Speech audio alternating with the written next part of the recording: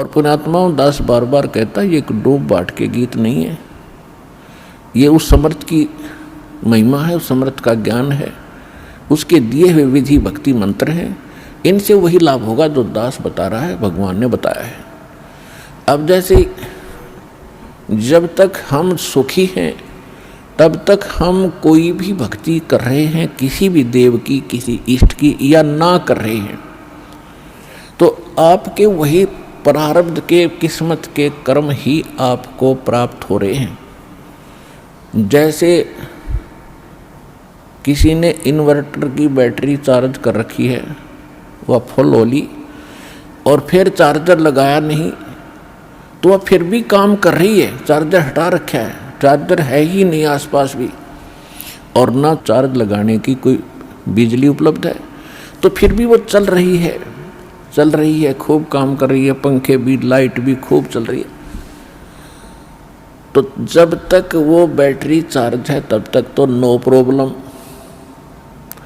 और जब वो बैटरी होगी डिस्चार्ज, फिर प्रॉब्लम, नथिंग एल्स।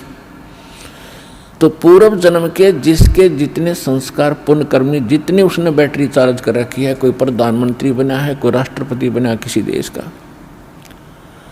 कोई IAS, IPS, डॉक्टर, इंजीनियर, जज, या कोई सेठ बना है, कोई अच्छा किसान बना है, कोई अच्छा दुकान चल रही है, कोई वैसे किसी के बच्चे अच्छे हैं, कोई नौकरियां प्राप्त हैं, तो ये उनकी पिछले जन्म की बैटरी चार्ज है, वही चल रही है, आगे चार्जर नहीं है। और जब आगे चार्जर नहीं है तो वो बैटरी जब तक पूर्व जन्म की चलेगी, फिर कैर टूटने लगेंगे, जब दुख शुरू होंगे, वो पुण्य खत्म हो जाएंगे। हमारे जीवन में पुण्य और पाप दोनों साथ हैं। जब तक पुण्यों का दौर चलता है तो हम सोचते हैं हम बिल्कुल सुखी हैं, और ये भी सोचते हैं हम ऐसे ही निभाएगी, ऐसे ही चलेगी। और जब वो पुण्य समाप्त हो जाते हैं, वो बैटरी डिस्चार्ज हो जाती है, और फिर पाप का दौर शुरू होता है। फिर हम भटकने लगते हैं, क्योंकि जो पूजाएं आप कर रहे थे उनसे तो राहत मिली ही नहीं, उनके करते करते ये दुख और संकट आ गए आप पर। तो तब आपको उन पूजाओं में अविश्वास हो गया जो आप पहले कर रहे थे। फिर आपको किसी ने बताया कि उस मंदिर में मत्था टेकने से लाभ होता, आप फिर वहाँ जाते हो।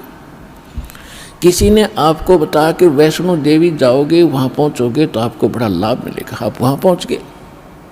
यानी वो जो साधना पहले कर रहे थे वो छोड़ दी। फिर आपको किसी ने बताया बालाजी जाइए, आप फिर वहाँ जाते हो। तो कहने का भाव ये है कि जब आपके पाप कर्म का दौर शुरू हुआ और जिन साधनाओं को करके आप निश्चिंत बैठे थे, हम बिल्कुल सुखी हैं, तो उन्होंने आपका साथ नहीं दिया, क्योंकि वो साथ पहले भी नहीं देने वाली थी। उस समय आपको कोई कहता कि साधना कर रहे हो ये ठीक नहीं है, आपको लाभ नहीं मिलेगा, तो आपको कभी विश्वास नहीं होता, न आप मानते हो। और फिर जब संकट आते हैं फिर आप सभी मान जाते हो। तो कहने का भाव ये है दास का कि आज आप यहाँ जो आए हैं, आपके पूर्व जन्म के संस्कार व बैटरी कति खत्म हो ली। अब हम देंगे चार्जर उस परम पिता की पावर के लगाने का, ये भक्ति विधि।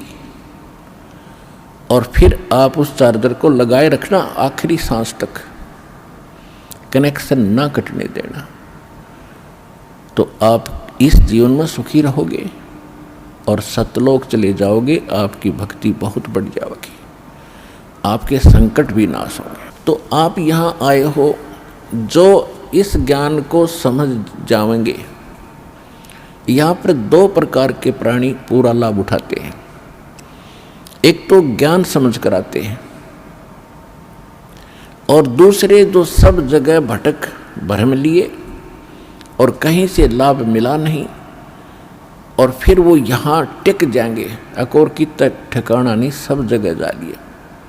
तो फिर उनकी व्यवस्था होगी, मजबूरी होगी यहाँ आने की, और यहाँ आते रहे तो वो लाभ मालिक देगा। और फिर हम ज्ञान सुनाते हैं यहाँ बैठाकर आपको।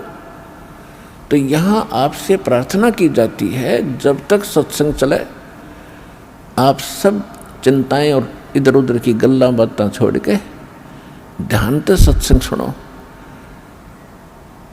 चाहे कोई रोगी है, चाहे कोई संकट है किसी प्रकार का, आप एकाग्रचित्त होकर सत्संग सुनोगे तो राहत मिलेगी और ये ज्ञान ग्रहण होगा। इस ज्ञान से आपको 70% लाभ तो ज्ञान से मिलेगा।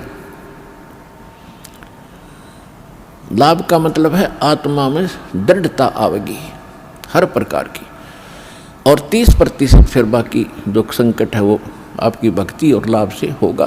क्योंकि दास इसलिए कह रहा है इस ज्ञान से कि कई ऐसे दुख हैं जो बेमतलब के बड़े होते हैं।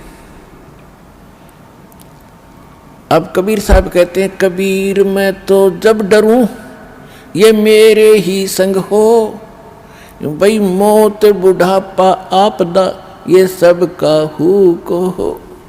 ये इस तरह के जो ज्ञान के वचन हैं ये उस रोगी को, संकट वाले को बड़ा सहारा देंगे जो मृत्यु सैया पर है और ये सोच रहा है मेरा क्या होगा। देखो यहाँ कोई ना रहा और ना रहेगा। किसी की 2 दिन पाछे टिकट कट जाएगी, किसी की 10 दिन पहले कट जाएगी। यहाँ नहीं रहना किसी ने। लेकिन दुर्भाग्य उन प्राणियों का होगा जो सतलोक आश्रम बरवाड़ा जिला हिसार में ना आए होंगे। वो कति खाली जाएंगे, कति खाली टोटली नष्ट करके जाएंगे जीवन को। और जो यहाँ आ गया, नाम भी ले लिया, प्रथम नाम लेकर भी उसका जीवन अंत हो गया, वो भगवान का हो गया, वो परमात्मा के जुड़ गई आत्मा, उसमें बीज पड़ गया भक्ति का। और अब ये हजारों वर्षों तक ये ज्ञान और ये समाधान चलेगा। अब वो जो बीमार रोगी है सब जगह थक लिए जब यहाँ ले आए और उसकी होगी मृत्यु नाम लेकर के, आप तो चाहे कुछ भी सोचो लेकिन भगवान ने अपना बच्चा ले लिया अपनी शरण में। मृत्यु बेशक होगी, वो अगले 10 महीने मालेगा, 10वें महीने यहाँ भगवान के दरबार में नया शरीर होगा, नए सिरे से भक्ति करेगा। परमात्मा ने तो अपनी आत्मा देखनी, हम अपना स्वार्थ देखते हैं। और 10 दिन 1-2-4 महीने और भुगता तो हम ही कह देते भगवान इसने ठा ले, हे भगवान ठा ले। हम भी तंग हो जाते, पैसा भी समाप्त हो जाता।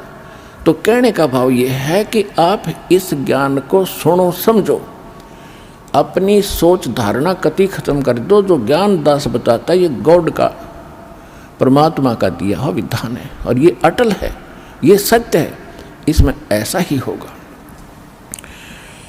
और जो सच्चे दिल से आते हैं उनका रोग भी ठीक होगा और मोक्ष भी, भक्ति मिलेगी। इसी जीवन में मोक्ष भी हो जाएगा जो दृढ़ रहे तो।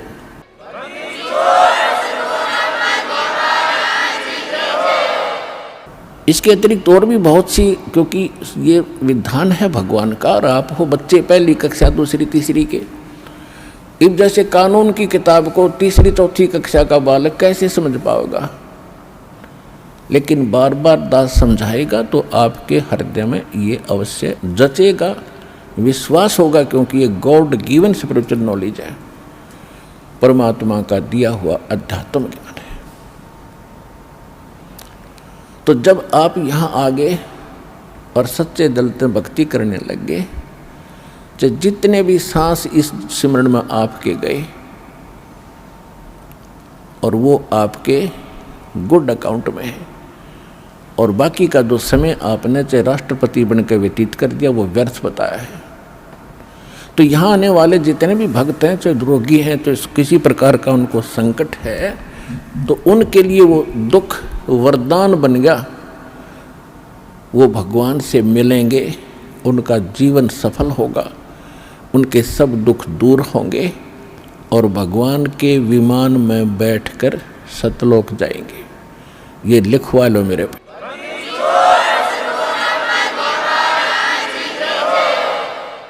अब इन बातों से आप जी को बड़ी दृढ़ता आवेगी, ये सच्चाई है। कबीर साहब कहते हैं, कबीर मैं तो तब तो डरूं जब मेरे अकेले के साथ कोई न्यारी कहानी बनती हो और मीच बुढ़ापा आपदा ये सब का हुक हो, सबकी मृत्यु होगी, सब पर संकट आएंगे और एक दिन सब ने यहाँ से ये वृद्धावस्था भी सब में आओगी। और जब हमारी शरण में आप आ जाओगे, परमात्मा कहते हैं जब हमारी शरण में आ जाओगे तो फिर आपको इन दुखों से निवारण होगा। अब जैसे मृत्यु भी होगी तो आम व्यक्ति की तरह नहीं होगी जो भक्तिहीन मरा करते हैं। कबीर साहब कहते हैं आए हैं सो जावेंगे ये राजा रंक फकीर, एक सिंहासन चढ़ चले एक बंदे जात जंजीर। अब जाना तो सब ने है, भगवान चले गए यहाँ छोड़ के इस गंदे लोक में, बता कोई रहने की जगह है। आज आप जिन कोठियों को बनाकर, मकानों को बनाकर अपना मान गए, आपकी होगी मृत्यु। आप 50 वर्ष के बाद, 30 वर्ष के बाद, दोबारा 20 वर्ष के बाद वापस आओगे तो वह पता नहीं कितने टुकड़ों में बट चुकी होगी। पोता पोती पता नहीं कितने कुछ ना अपनी अपनी कोठड़ी बांटे बैठे होंगे और आपने बढ़न भी ना दें, उसमें प्रवेश भी ना कर दे। तो क्योंकि भाई भाई ना नहीं देता 1 इंच, और पिताजी का तो बहुत दूर नंबर, दादाजी का तो बहुत दूर नंबर है। तो कहने का भाव ये है, यहाँ से मन हटाओ, ये लोग ठीक नहीं, आप यहाँ मजबूरी और अज्ञानता से फंसे पड़े हो। अज्ञानता भी नष्ट होगी, मजबूरी भी समाप्त होगी, क्योंकि हम समर्थ की शरण में आ चुके हैं। अब आपके ऊपर काल का कोई विधान काम नहीं करेगा, दयाल का करेगा, यदि आप भगवान की मर्यादा में रहोगे। जब लग हंसा हमारी आना, काल लगे ना तेरा माना। भगवान ने कह दिया था इस काल को कि जब तक मेरी आत्मा मेरी मर्यादा में रहेगा तो तेरा अटैक नहीं होगा उस पर।